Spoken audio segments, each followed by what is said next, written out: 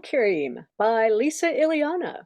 Information about women in early radio can be kind of difficult to find, except the University of Maryland has an extensive museum display of this wonderful mavericks. One of the pioneers is Edith Meserand. Edith began her broadcasting career in 1926 at NBC, but her greatest influence was seen at WOR Radio in New York City, which she joined in 1935. There she achieved a number of firsts in broadcasting history. She founded the first radio newsroom, produced the first true radio documentary, and organized the station's enduring Children's Christmas Fund Drive. Our next production is not exactly taken from Edith's life, but from imagination. Remember when you heard that she founded the first radio newsroom at WOR Radio in New York? Well, this story might have happened there, or maybe not. Stay tuned for a day in the life of Edith Meserand as she and her ace team of reporters create a commercial for BRYLCREEM. The setting begins at a bar on New Year's Eve in 1949 in Manhattan. Our characters are Lynn as Edith Meserand. I am a true innovator in the broadcast world. I found the first radio newsroom in New York City. I also produced radio documentaries and spent a good deal of time on the air at WOR Radio as an announcer and a radio personality. Craig, it's Joe. I'm a nervous wreck. I don't know what to do most of the time, and I tend to drink a little too much. Catherine as Myrna. I'm a kind, warm-hearted woman, and I'm really smart, too. I have 3 younger brothers, which makes working in a radio newsroom a piece of cake. Edith Meserand hired me about 5 years ago and proves to be a strict but caring mentor. Eric is Jacob. I'm one of the newer members at War Radio, and I plan on taking over the place just as soon as Miss Meserand and Myrna let me. I want to get my own beat chasing down gangsters. So far, I'm just getting coffee and sandwiches. I'm Thomas's Thaddeus. I'm charming, warm-hearted, and generally kind to most people. Also, I'm great in calming the men and gals at WOR Radio. Quite often, Mrs. Meserand asks a great deal from her staff. I make it all possible, no matter what Mrs. Meserand commands.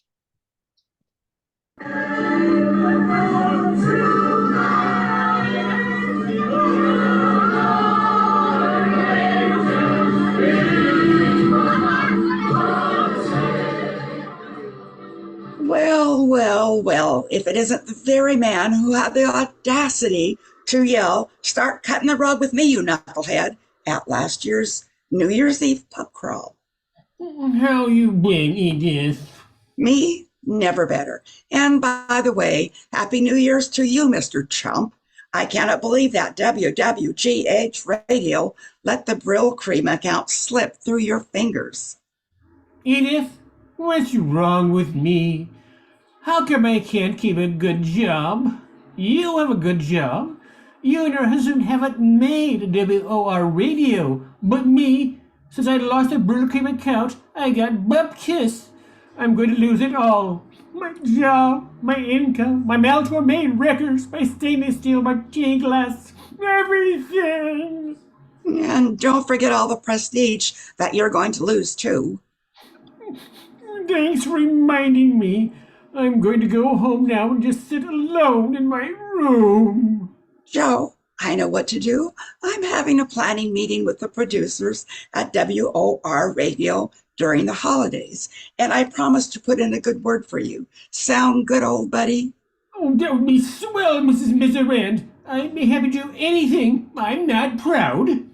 Really? You mean that, Joe? Or is that the liquor talking? No, really, Mrs. Meserand. I want a job, and I'll take anything. That's a fella. Don't say I didn't warn you. Everybody, quick. Souffle. It's a souffle. Souffle in the building. A souffle, really? Yes, everybody. It's a souffle. Calmly, Myrna. I'll need a clipboard. Jacob, quick, run to accounting and get one. You got it, Myrna. What's going on? How come my souffle is so scary? Thaddeus, explain the souffle. Listen, Joe. We have a code word for when Mrs. Messerand enters the premises. The code word is souffle. Your job for now is to look very, very busy. How? It's my first day. I don't even have a desk. Here, Thaddeus. Accounting won't give me a clipboard, so I got this staple off someone's desk. Joe, take it easy. We got you a stapler. Now look busy. A stapler? I'm not gonna make it. I'm not gonna make it. Not gonna make it. Morning, everyone. Everyone ready to work until the cows come home? Myrna, I know your sister is having a baby, but do you think you could stay a little bit longer and maybe tomorrow too? Certainly, Mrs. Messerand. I'll just call my mother, who can certainly take care of that baby. Jacob, I want coffee in my hands now. Right away, Miss Messerand. Thaddeus? Yes, Mrs. Messerand. What do you need me to do? What do I need, Thaddeus? I'll tell you what I need. In fact, everyone should listen to what I need. Myrna, take notes. No, staple. Ready, Mrs. Messerand? Here's your coffee, Miss Messerand. 2 sugars. Yes, thank you, Jacob. As for the rest of you, I want a jingle for BRYLCREEM by midnight or else. That doesn't let me staple some more papers.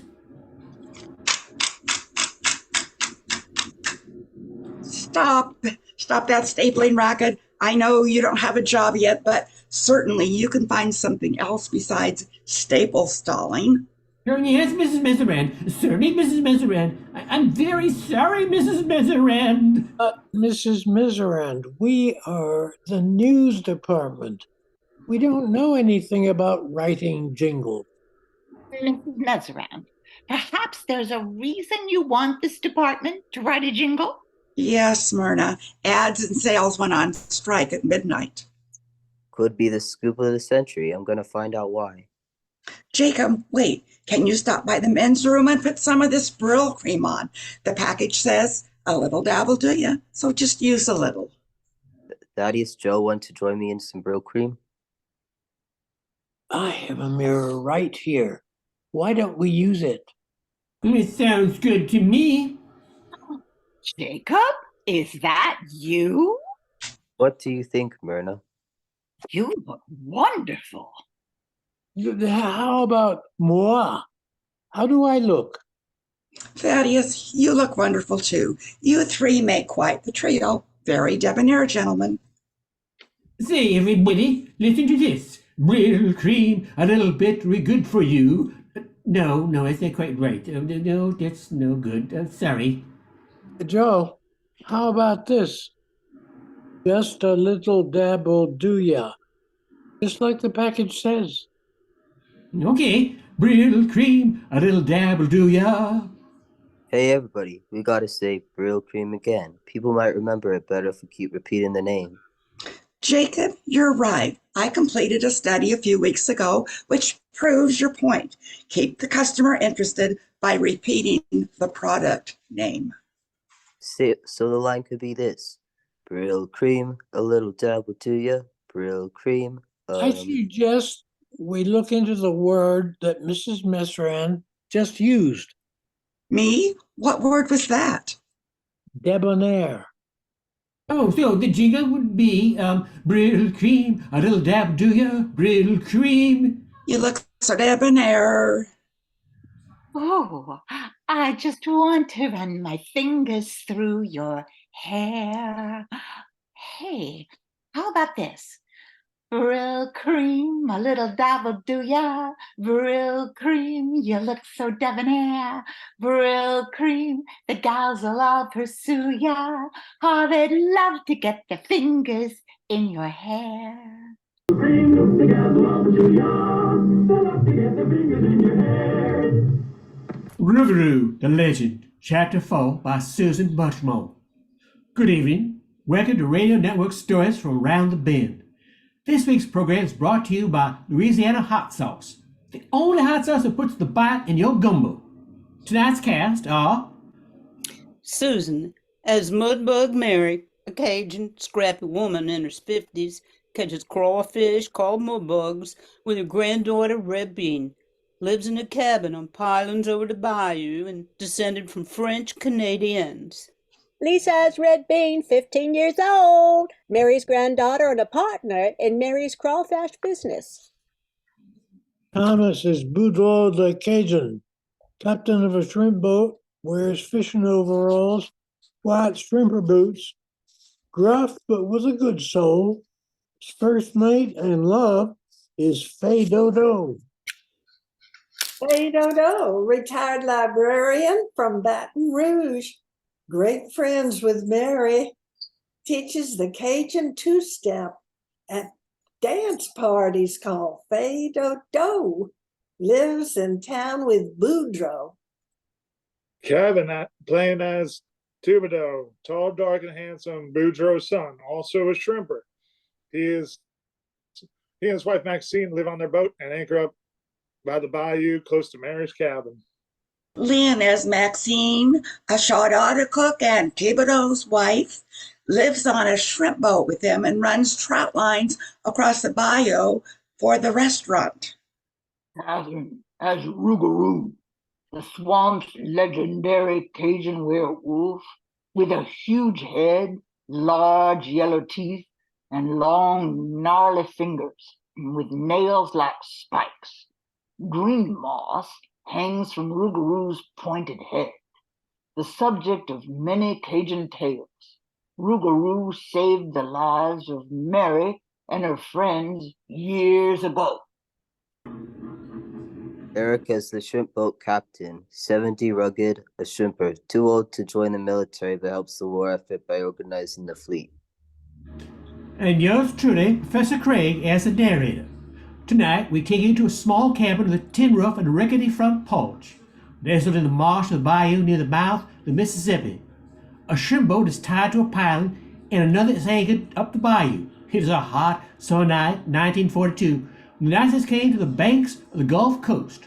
Mary and Red Bean are boiling crabs in a large pot on the front porch. Listen to the music.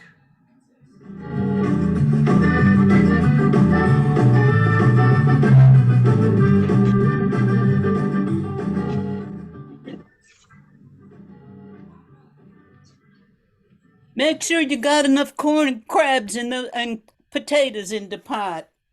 Wait till it burrows and then throw in the crabs. I know what I'm doing, Meemaw. Red Bean throws the crabs and gives them a stir. Well, how much seasoning did you put in it? What, Rougarou, bring me that seasoning before Mama throw me over the rail. The cabin door opens and Rougarou lumbers out on the porch with a jar of red pepper, paprika, salt, pepper, garlic, and oregano, and a bag of potatoes. Here you go, Miss Bean. You forgot the taters. Thanks. Rougarou sits and shakes the moss from his sore head. His long pointed fingers pick the moss off his head and tosses it into the water. Boudreaux and Fay Dodo jump from their shrimp boat onto the porch. Morning, Mary. Red Bean, how you been doing, big guy? Hurt my head. So sorry. Want me to rub it? Want some cafe? Sure. Faye wants some too. Here, got a pot right here. Ooh, those crabs smell good. The crab pot smells of spices and crabs, and the coffee has the pungent aroma of chicory. She hands 2 cups to Boudreaux and Fay. Oh, look, over towards the Gulf. That huge cloud of black smoke. I was in the Piggly Wiggly yesterday and I heard some shrimpers talking about how them Nazi U-boats hide under the Gulf water at day and looking for them oil tankers and supply boats to zinc. They zinc them at the night when they come up on top. My friend from the library said a bunch of shrimpers and oyster boats met last week to organize a rescue flotilla. Dad said they found some dead bodies floating on the water last week. Faye told me they had another meeting this morning at the mouth of the Mississippi. We should be taking the boat and see what's going on. Let's go. Rougarou, ring the bell so Thibodeau and Maxine know we need help. Okay. Rougarou rings the big dinner bell hanging on the front porch. Boudreaux and Mary move the pot off the coffee. They hear the sound of Thibodeau's shrimp boat coming closer.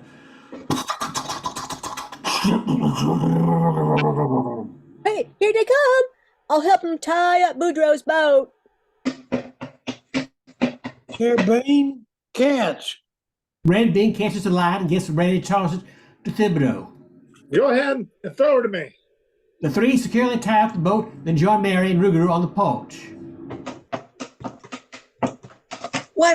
What's going on? We heard the bell and turned round. We were almost to the Gulf when we saw a huge black ball of smoke. Oh, I saw it too. What do you think it is? I've been hearing stories about German U-boats with torpedoes that are looking for our oil freighters and supply boats to sink them. Last week, I was walking in the bayou near the Gulf.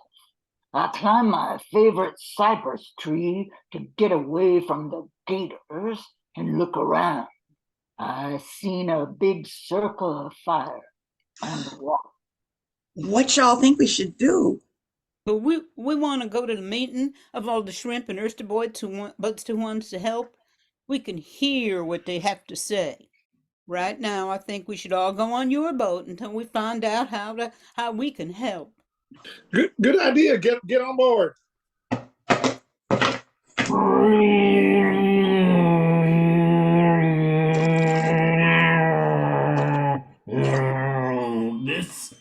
The seven of them reach the Gulf and see dozens of boats moored together, organizing a flotilla of rescue boats to decide who will pick up survivors and victims of the tankers and supply boats and bring them to a Gulf Coast vessel anchored at the mouth of the river, who will take them in turn to the New Orleans hospitals. We know these waters better than any Nazi. We have the boats and we have experience of rescuing each other when we were in trouble. Make sure your boat has lots of rope, blankets, and water on board. This mission will be hard. The smoke is putrid and hard to see through. And those who didn't make it, well, it's going to be tough. The flotilla agrees to sail the Gulf each day like usual, shrimping and fishing the waters. When a tanker is sunk, they get rescuing. Thibodeau and his crew motor back up the bayou. No one talks until they get back to Mary's. Later, they agree to meet up every morning before dawn to go shrimping. They'll outfit their boats in case they have to rescue anyone. Before they head home for the night, Mary gives them some last-minute instructions. Rougarou, you go with Boudreaux, Faye, and me. Rebine, you go with Thibodeau and Maxine. We'll all meet back here tomorrow morning and then head out together. Make sure you have blankets and water in case we see someone needs rescuing. It is before dawn the next morning. The two boats head out together in inky black water. When they reach the Gulf, they don't see any fires, so they put out the shrimping nets and get to work. On the third morning, Rougarou sees something ahead. It is a ring of fire and a plume of thick black smoke. His yellow eyes help him see through the smoke, and his ears are able to hear the shouts of "Help! Help! Help!" Over there, I can see some lifeboats with people in them. I hear them calling for help. Next to them. Let's go. I'll stand in front and guide us. Help us! Help! Help! Slow down. There are three of them lying down on top of the water. Bring them up. Cover them with blankets. Then look for more. Oh, it's going to be a long night. Over there. Help! Help! Help, help. I feel so sorry for them people. We just can't stop until everyone is rescued out of the water. Hey, we're coming! Hang on! They saved a dozen people that morning. They take the rescue to the Coast Guard boat. They do this day after day until the end of the year. Months passed. We are now on the porch, waiting for the big pot to boil. Well, we got a couple of bushels of shrimp in there, and yes, Mama, I remembered the spices and the taters. Here come Thibodeau, Maxine, and Boudreaux, and Faye down the bayou. Thanksgiving's round the corner, and what I'm thankful for is the 6 of you and the brave souls who lost their lives helping the war effort. All those people, all those souls, I don't think I'll ever forget it. Why did we do it? The Nazis, Miss Mary. They're all gone now. Citizen flotillas were vital in rescuing seamen from the torpedoed vessels, freed up the Navy and Coast Guard to hunt the attackers. It wasn't until late 1942 that the merchant ships traveled with military escorts and the killing abated. Thank you for listening. Join us next week for more stories from around the bend. Y'all be good now.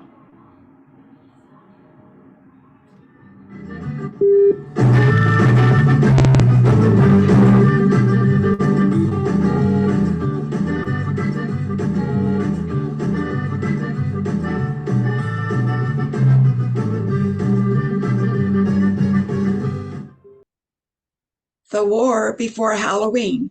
During the 1940s, war restrictions make a small town face uncertainty as they prepare for their annual Halloween party. The characters are announcer Lynn, Narrator Eric, Edward Bonington, as played by Kevin, a small town biology teacher and the organizer of the yearly Halloween festival also known as the unofficial king of Halloween, who likes to bring something new to Halloween each year. Miss Stitch, played by Catherine, the school secretary, has a secret crush on Edward and is always there to help him. Blarf played by Craig, a villainous gambler who has a crush on Miss Stitch, plots to disrupt the Halloween festival to make poor Edward look bad. Dr. Frank Stein, played by Thomas, a retired scientist constantly inventing unusual contraptions. Mayor, played by Sue, the town's leader, whose happy exterior mask and anxious feelings underneath oversees town's preparations and events. Billy, played by Lisa, a mischievous 12 years old who frequently carries out pranks. Boo!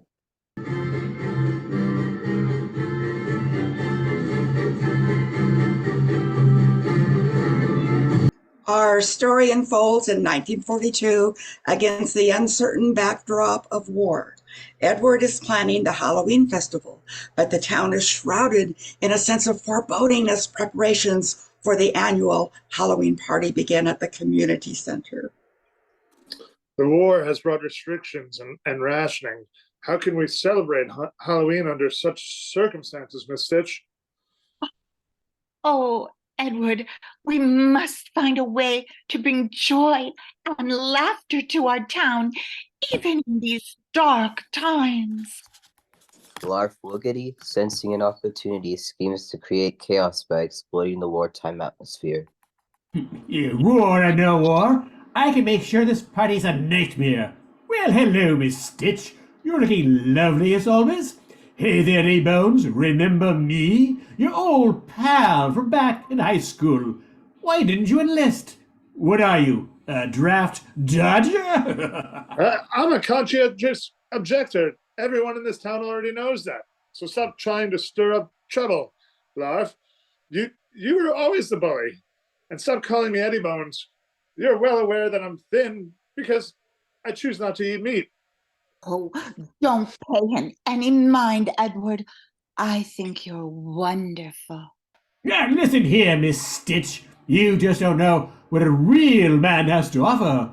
Why waste your time with this weakling? Come out with me. I can get you a pair of genuine silk stockings. I've got connections. I wouldn't go out with you if you were the last man on earth, Blarf Woogity. Oh, you say that now. But just you wait. I'm not through. You haven't seen the last of me. I'll show you what a real man can do. Meanwhile, at the community center, retired scientist Dr. Frankenstein struggles to create Halloween treats with limited ingredients. Candy making was never this challenging. I'm a scientist. You'd think the least challenging thing in the world would be to make sweet treats. But it isn't easy without any butter or sugar. I need to figure out how to sweeten up this war.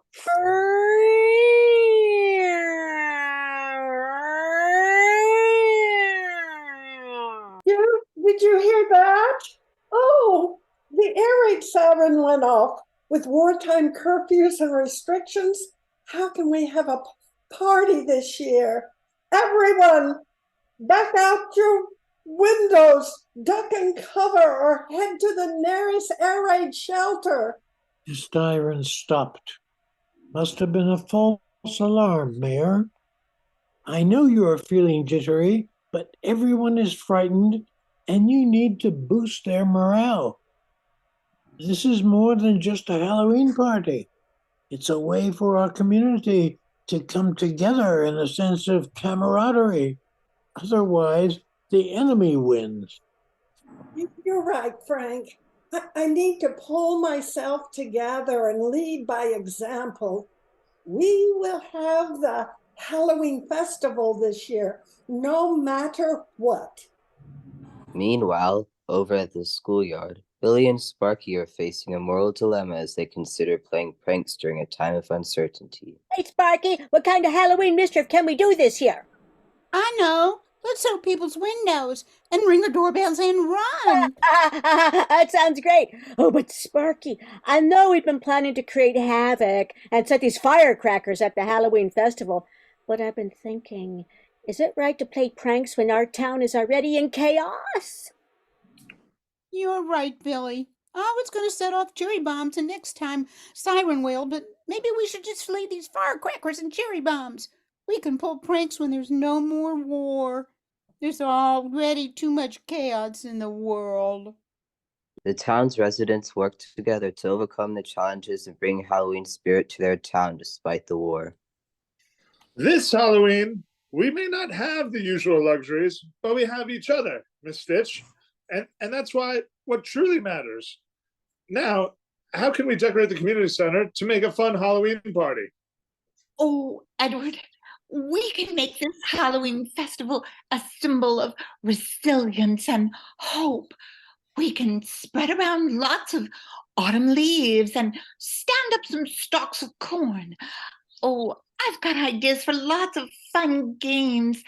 Even though the kids will be wearing makeshift costumes, we can still have a costume contest. The residents of the little town join forces to create a heartwarming Halloween party. They use creativity, unity, and a dash of Halloween magic to overcome the wartime challenges. As the night of the party arrives, the fog of uncertainty clears, and the town is illuminated with a spirit of unity and hope. How are you tonight, Mayor? Better, I hope. Here, try one of these. I made candy using corn syrup and molasses, and I dipped it soda crackers in maple syrup to create a unique treat for the party. Well, I'll be, Frank. You know, they're not half bad.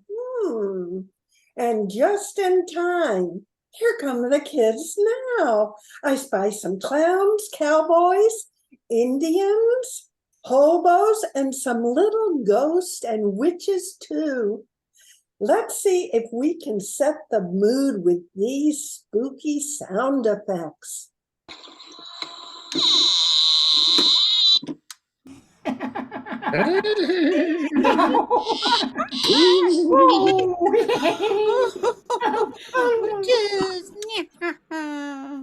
Hello, Miss Stitch. It's the big night, our Halloween party.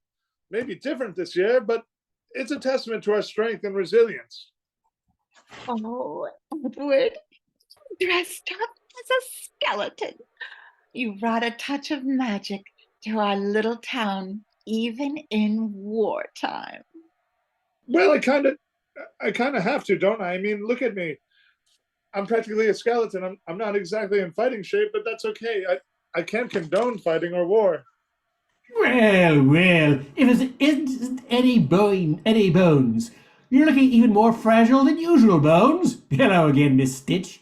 Do you like the look of a man in uniform? Because I've enlisted. That's right. I'm a real man, and now I'm wearing my olive drabs. The dames go cutty-wutty for me. What do you say we go cut a rug, dear? I do not like a lot of men blarf, and I especially do not like men that like war. That's why I chose Edward, a skeleton of a man and a pacifist. Blarf sinks away in frustration as the Halloween party unfolds not as a night of chaos, but as a heartwarming celebration of unity and creativity. The spirit of Halloween prevails in the face of adversity. Blast it! They turn this wartime party into a triumph. What Miss Stitch sees in that drip I'll never know. I vow this is the last time I'll ever darken her doorway. Meh, humbug. Oh, Mayor, hi. looks like the party's finally winding down. My wartime treats may have not been traditionally sweet, but the joy here is sweeter than anything I've ever made.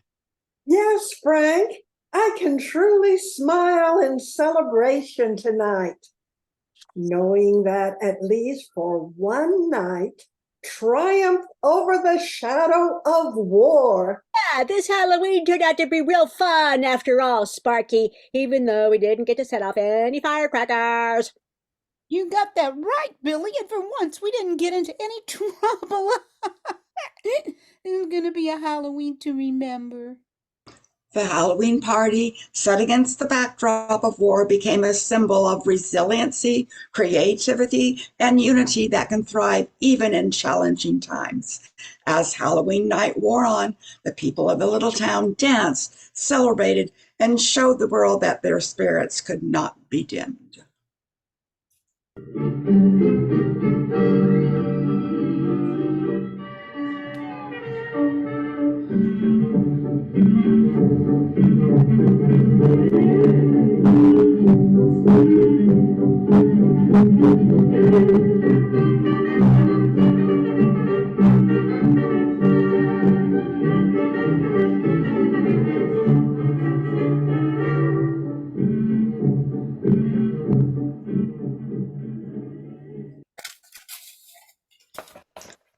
SADIE'S Smooth Sailing Airline by Sue Dixon. The characters are narrator and Edward R. Murrow type, played by Lynn. Sadie Johnson, 28, intelligent, ambitious airline owner, played by Financial Worries, played by Catherine. Mildred Johnson, Sadie's grandmother, works at the airline office and mortgaged her ranch to help Sadie pay the bills, played by Sue. Anna Johnson, 22 years old, Sadie's good-hearted younger sister and pilot, played by Lisa. Mike the mechanic, sarcastic but friendly. Wants airline name changed as played by Kevin. Ranger Rick, responsible by the book, needs help to look for lost boy in Big Bend National Park, played by Thomas. Peter Apple, sweet, 10-year-old lost boy disappeared in Big Bend National Park, played by Eric. Abigail Apple, Peter's anxious mother, played by Susan. Bob Bunker, Phyllis bank manager, wants to foreclose on Mildred's ranch, played by Craig. During World War II, the United States had a shortage of trained pilots. In 1942, the Army Air Force formed Women's Air Force Service Pilots, or WASPs, to train women to test aircraft, ferry aircraft, and train other pilots, thus freeing up those male pilots for combat overseas. Sadie Johnson was one of those pilots trained at Avenger Field, Sweetwater, Texas. Now, in 1948, she is owner of an airline located in a small Texas town near Big Bend National Park. Let's see what is happening inside the hangar of Sadie's smooth sailing airline.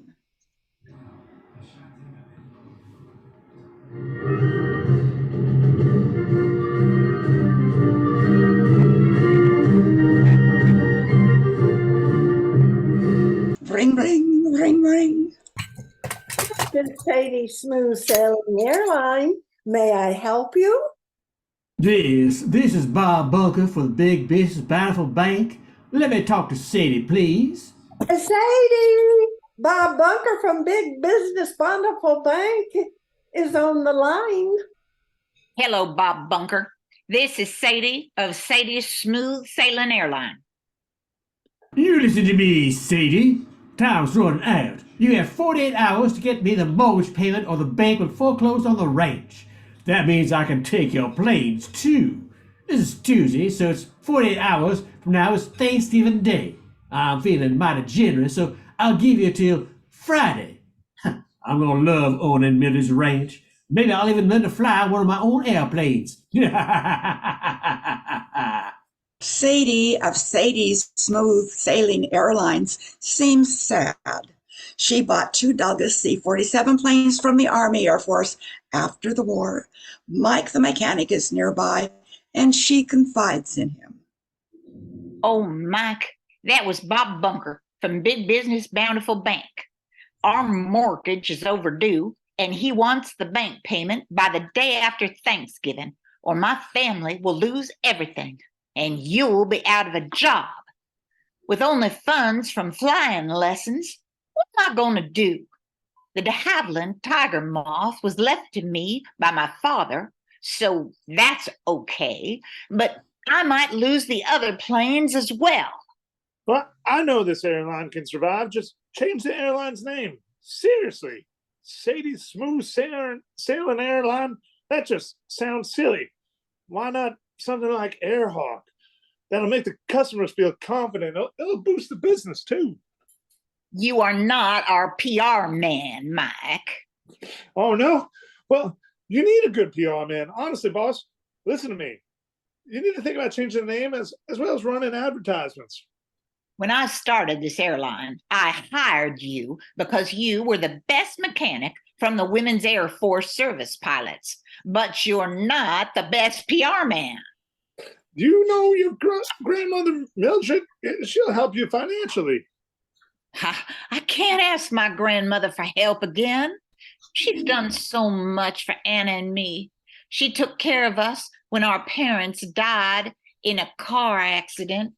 And, well, then she used her ranch as collateral so I could purchase the planes. Sadie, your friend Ranger Rick is on the phone. It's urgent. Hello, Ranger Rick. Sadie here. How's your uncle? He's doing well and still the head of the National Park Service. Thank you for asking, Sadie. Sadie, the reason I'm calling, I need your help. Abigail Apple's son, Peter, wandered away from home last night, and he hasn't returned. His mother says he loves it in the national park, and he's only 10 years old, and he must be lost. Oh, no, Abigail must be beside herself. The terrain is too rough and rugged for us to search by foot. We need your help to search from the sky. Time is of the essence. He's been out there all night. I'll be ready to go in 20 minutes. You meet me back here. Our planes are always ready to fly, but Mike needs to do a flight check first. Just know we're going to find him.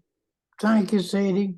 Sadie, I have all my flight hours, and just let me fly the search and rescue mission. Please, I know I can do it. We've flown over Big Bend lots of times. Well, I'd like to, but I need you to stay by the radio. When and if we find Peter and learn of his conditions, you'll need to phone his mother.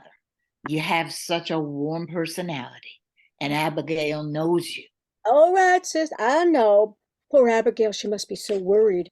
I'll phone her right now to let her know about the search and rescue mission for Peter. Sadie and Ranger Rick are in the plane, sitting on the runway. Mike does a flight check and gives a thumbs up to Sadie in the cockpit. She and Ranger Rick are ready to go.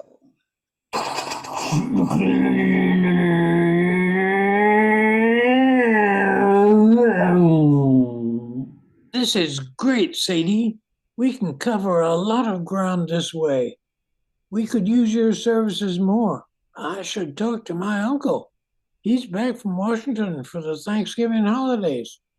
Well, will your uncle ever want to do anything else besides heading the National Park Service? Oh, he lights up when he talks about the national parks. Of course, he's the reason I became a ranger. They scour the rugged mountain terrain for hours for any sign of the missing boy. We've been flying over 3 hours. I hate to say this, but we have to return soon. I don't like to be so low on fuel, and when nightfall approaches, it will be difficult to see.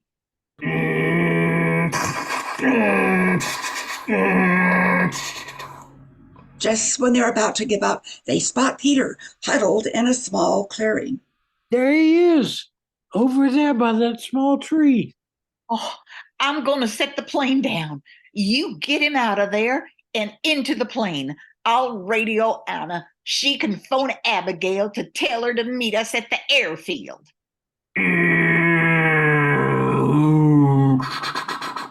Ranger Rick jumps out and runs toward the boy.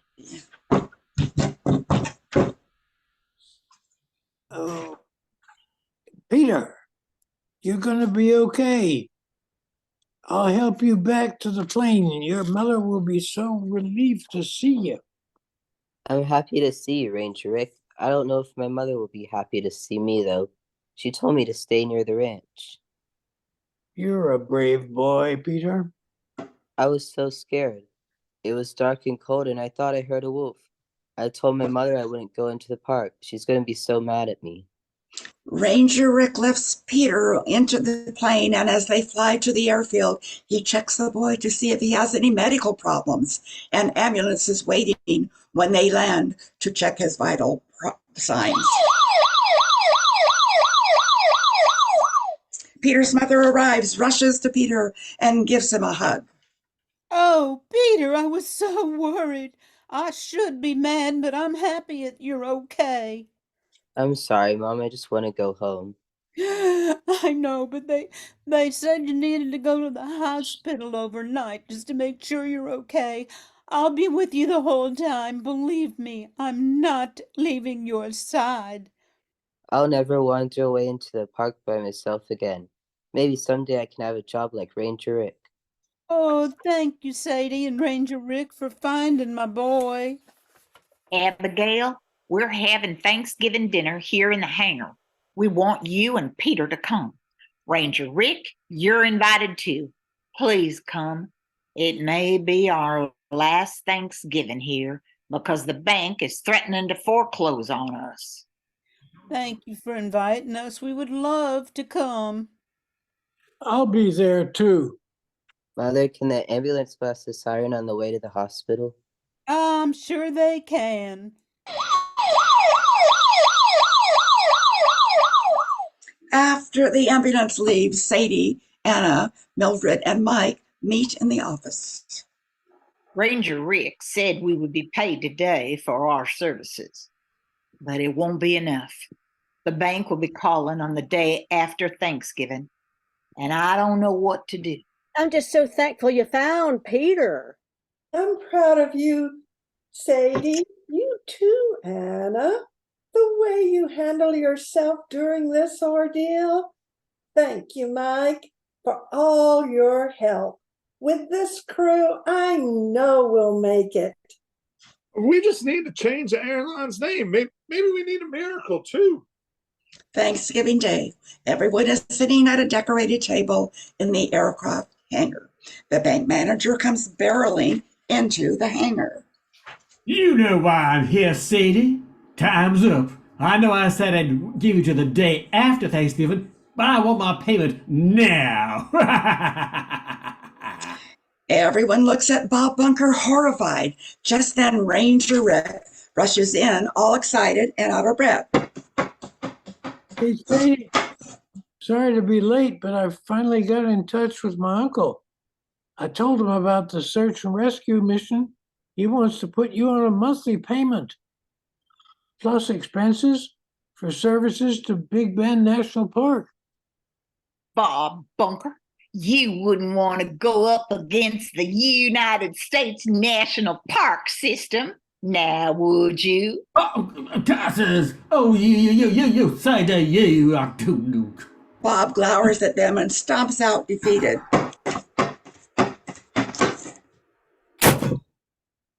Boom. Well, we have a lot to be thankful for this Thanksgiving. I'd be thankful if you take my advice and change the airline's name. I was keeping this for later, but how do you like the name Texas Airways? Yeah, great. That's great. Hey, wonderful. Let's all go around the table and say what we're thankful for. I'm thankful for the new airline name. That's great news. And I'm thankful that we have such a great crew. I'm thankful to have such wonderful granddaughters, and I can still help out in the airline office. I'm thankful you found my boy Peter. I'm thankful for all this yummy food, especially the pumpkin pie. Can we eat now?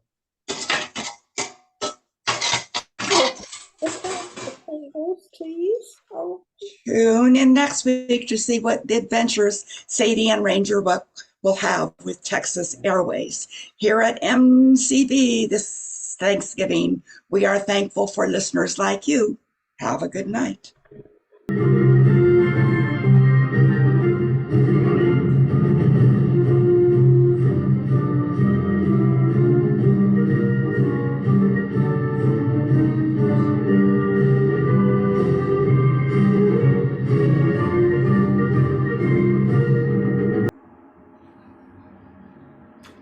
The Missing Sled by Craig Leimkuehler.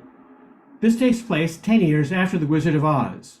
The characters are Captain as Munchkin 1, a very self-important Munchkin filled with self-confidence. Oh yeah, Lisa as Munchkin 2 questions everything in sight. Nothing is ever taken for granted. Who is Dorothy Gale? 10 years since she visited Oz. Has a talent for finding things. Has opened a detective agency in the Emerald City. Craig. As police chief Coverty Line, his work occurs when we first met Dorothy, but still has a long way to go. Tendency to stammer when nervous. Eric is Tin Woodsman, straightforward and honest person, but not the sharpest axe in the shop. Kevin has a scarecrow, new and improved, with brains. Still learning how to use them. Lynn, as the gatekeeper, guards the gate to the Emerald City. If the gatekeeper knows a person, the gatekeeper usually knows where to find that person. Thomas as Santa Claus. The jolly old elf makes a brief appearance at the end.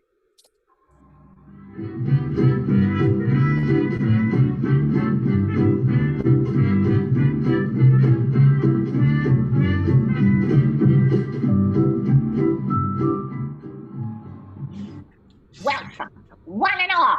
It's time for that girl with grit, the damsel of danger, the princess of peril, Miss Dorothy Gale, Private Eye, the greatest detective in the history of Oz. Oh, wait. Hold on there. Oh, what did you just say? I was just introducing our show, Miss Dorothy Gale, Private Eye, the greatest detective in the history of Oz. Well, if she's the greatest detective in the history of Oz, she's the only detective in the history of Oz. She could be the worst detective in the history of Oz, for all we know. True, but you have to admit her record is most impeccable. She found a heart for the Tin Man, courage for the Cowardly Lion, and brains for the Scarecrow.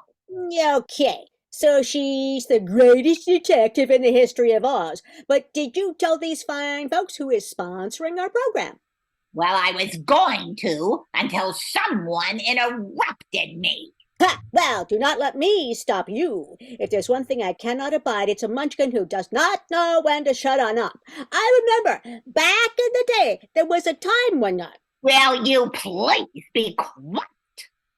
Dorothy Gale, Private Eye, is being sponsored by the Lollipop Guild. Oh, the Lollipop Guild! Such an excellent choice. They make the best lollipops. Well, that's right.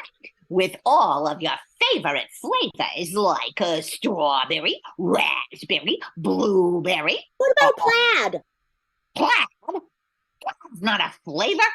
Could we please just get on with the show? Oh, it's very popular in Scotland. I think it's kind of near Kansas.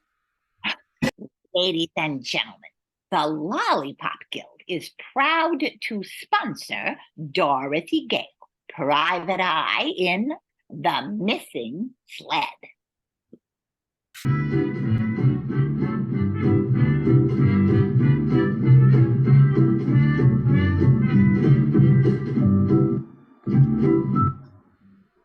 As our story begins 10 years after Dorothy's encounter with the Wicked Witch of the West, we find Miss Dorothy Gale sitting at her desk, finishing up some paperwork from a previous case. It's late, and the office has a greenish glow from a neon sign advertising the bar down below. She hears a knocking at her door. Come in. I said, come in. Cowardly, please just open the door and come in.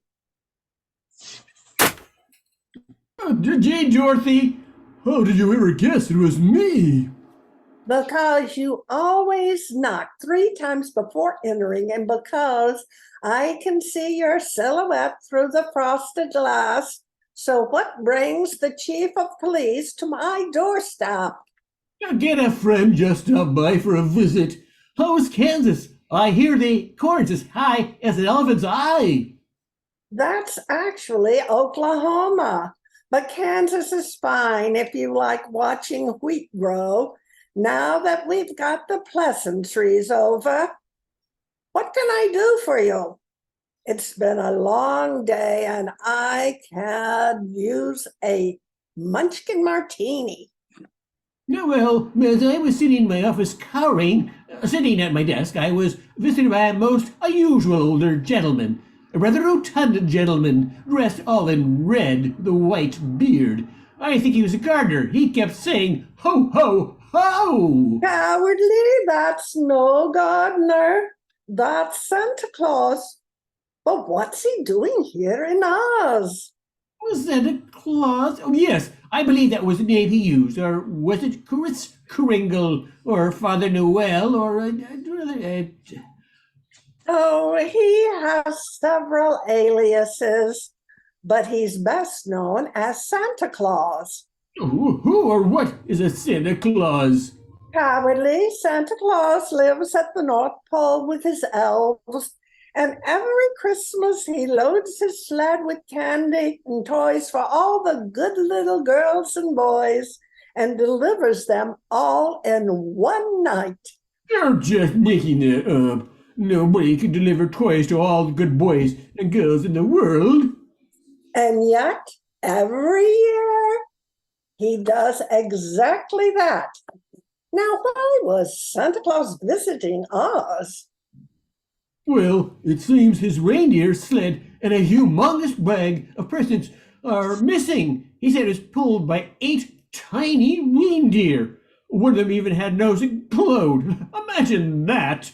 Oh my, this is really serious. Without his sled, he can't deliver presents to all the good little boys and girls. We've got to help him find his sled. I'll need the assistance of the Tin Woodsman and the Scarecrow. I wonder where they are. We should probably ask the gatekeeper. He always knows where everyone is. While Dorothy and the Cowardly Lion seek out their friends, the Scarecrow and the Tin Woodsman, now would be a good time to enjoy a Lollipop Guild lollipop. They are the tops in lollipops. With over 40 flavors to choose from, you can be sure to find one you like. Except for plaid. Forget about the plaid. If you like plaid, you're just plain out of luck. Or what about polka dots? Or stripes? Those aren't even flavors. They're designs or patterns. I swear, you must have been dropped on your head daily as a child. Polka-dotted lollipops indeed. Well, excuse me for trying to broaden my palate. Well, you're broadening something, but it's not your palate. Meanwhile, Dorothy and the Cowardly Lion approach the gatekeeper. Excuse me, gatekeeper. Halt! Who goes there? Why is it so dark? It's Police Chief Cowardly Lion and Dorothy. And it's dark because your hat has fallen over your eyes. Here, let me adjust it for you. Oh, that's so much better. Thank you. Now, why are you here? You're very welcome. We're wondering if you could tell us where to find the Tin Woodsman and the Scarecrow. I will use my special I Spy with my eyeglass to locate them. Oh, thank you very much. Well, there's the good news and the bad news. Oh dear, what's the bad news? I can't find the Scarecrow anywhere, but I do see the Tin Woodsman out in the woods just north of here. Well, that is good news, and so that is where we will go. Thank you, gatekeeper. You have been a great help. And so, Dorothy and the Cowardly Lion set off for the North Woods to find the Tin Woodsman. Hi-ho, hi-ho, to work with her. Oh, you stop that right now. What are you doing? We're munchkins, not dwarves. You've had too many lollipops. Oh, my stars and garters. Oh, I'm sorry. That's right. We don't have beards. Sorry. Oh. Meanwhile, Dorothy and Cowardly Lion have found the Tin Woodsman in his usual predicament. He's rusting in place. Help, help, I need oil. You would think after all this time he'd have sense to come in out of the rain. Maybe the Scarecrow could lend him some of his brains. Don't worry. I'll never leave home without an oil can. We'll have you fixed up in a jiffy. Thank you. Thank you. I was in the middle of chopping down old dead trees when a thunderstorm struck. I could have been rusted here for eternity. Well, the important thing is that you can move again. I'm grateful that you and Carly arrived when you did, but what made you show up here? Because, as police chief, I have rescued Dorothy to aid me in a very important case, and we need your help. My help? Why? Why don't you ask the Scarecrow? He's the one with all the brains. Actually, we have two problems. First, Cowardly is trying to find Santa's reindeer and his sled. And secondly, we can't find the Scarecrow. What's the Santa?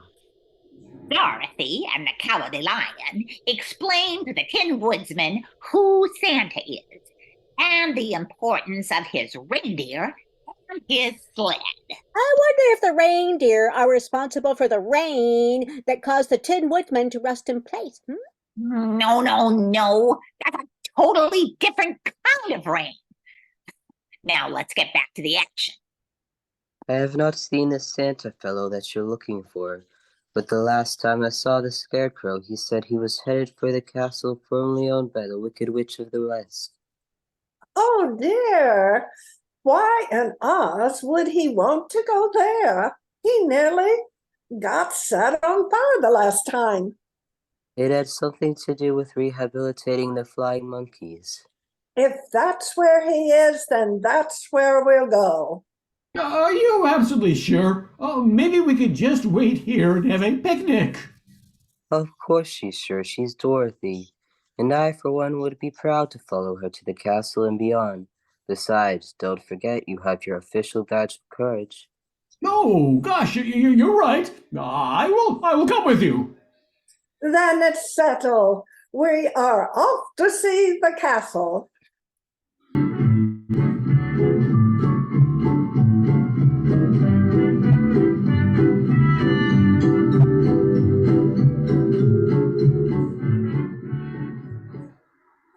And thus Dorothy, the Cowardly Lion, and the Tin Woodsman set forth for the castle of the Wicked Witch to find the Scarecrow. Oh, yeah, off to find a castle. Hopefully it won't be a big fat hassle. And if need be, then they're really ready to wrestle. The Wicked Witch of the castle near Oz. When do you please stop that horrible noise you call singing? Nobody requested a song. What's wrong with you? Nothing. I just thought a little music might pet things up. And despite the musical interlude, our trio of heroes arrive at the castle door. Dorothy pulls back on the knocker and lets it fall 3 times. That's not what I was expecting. The castle door is opening. Why, Cowardly, how wonderful to see you. And you too, Dorothy, and the Tin Woodsman. Please come in, come in. Scarecrow, what are you doing here? This is the last place I thought I'd find you. What with all the flying monkeys and whatnot? You nearly got set on fire here. Well, that was the Wicked Witch of the West that did that, not the castle. And I got to thinking. I hear that happens a lot to people with brains. And I begun to think about all the flying monkeys and what's going to happen to them now that the witch was no more. And where did your thoughts lead you? I decided that it was up to me to rehabilitate them and make them useful members of our society. That's a fine and noble goal. What happened? Well, at first, everything seemed to be going fine. But then one morning they showed up with a sled, 8 reindeer, and a humongous bag of presents, and I didn't know what to do. Why, Scarecrow, you found Santa's sleigh, his reindeer, and all the presents. All we have to do is alert Santa, and the problem is solved. Dorothy and the others quickly explained about Santa, his reindeer, and the humongous bag of presents. Just then, there was a knock on the door, followed by hearty laughter.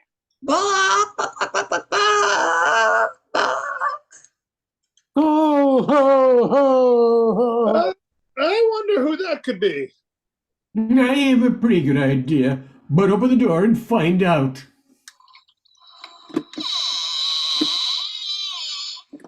Ho, ho, ho! Greetings, Scarecrow. I hear that you have something that belongs to me. Oh my gosh, Santa is really real. I do? Yes, my sled, 8 reindeer, and a humongous bag of presents. Oh, that's right. I do. And thus, Santa was reunited with his reindeer, sled, and all the presents. just in time for Christmas. And they all live happily ever. No. Except for the Munchkins. Everybody but the hard-working Munchkins. But do we get any presents? Oh, no, siree. It's nothing but toil and trouble from sunrise to sunset. Yeah, well, here you go. Santa said this was specially made for you. So, open it up. Is this what I think it is? Plaid lollipops.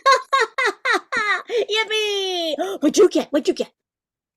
A box of twine.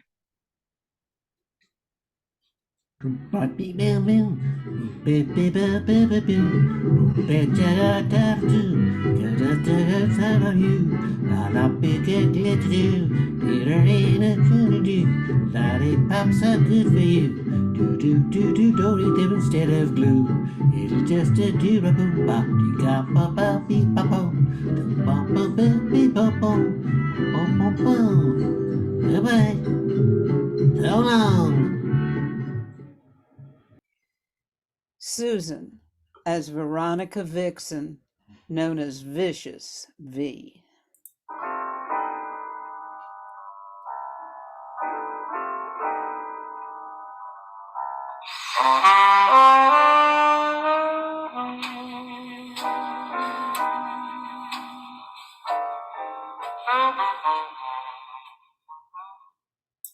"1940, a smoky, dim-lit red-lit room, a sultry gun moll named Veronica leans against a polished mahogany bar, her eyes smoldering with a mix of danger and allure. You know, in this world, sweetheart, you gotta learn how to dance with the shadows. It's a game of survival, and I've been waltzing through the darkness since I can remember. The city's a maze, and I'm the dame who knows every twist and turn. Back in the day, they used to call me Vicious V. Yeah. They said I earned that moniker fair and square. The fellas in the alleys, they'd tip their hats with a mix of fear and respect. I was the one who could make or break a deal with just the flick of my cigarette ash. You think so? Life ain't always been diamonds and silk stockings. I grew up in the streets where the echoes of gunfire played a lullaby and city lights were my only stars. I learned quick that a dame's got to have more than a pretty face to survive. So I strapped on my stiletto heels and packed heat in my purse. The mob, oh, they took a shine to me. Maybe it was the way I handled a Tommy gun or the glint of mischief in my eyes. I became their secret weapon, the one they sent when negotiations got a little too heated. But let me tell you, sweetheart, it's a lonely road when you're the queen of the underworld.